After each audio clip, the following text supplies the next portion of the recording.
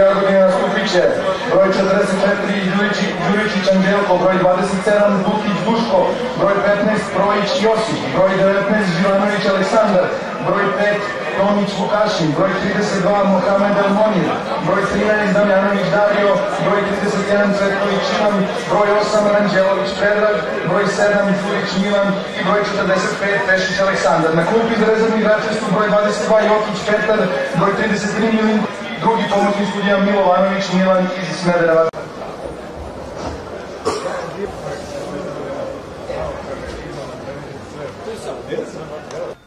Slava.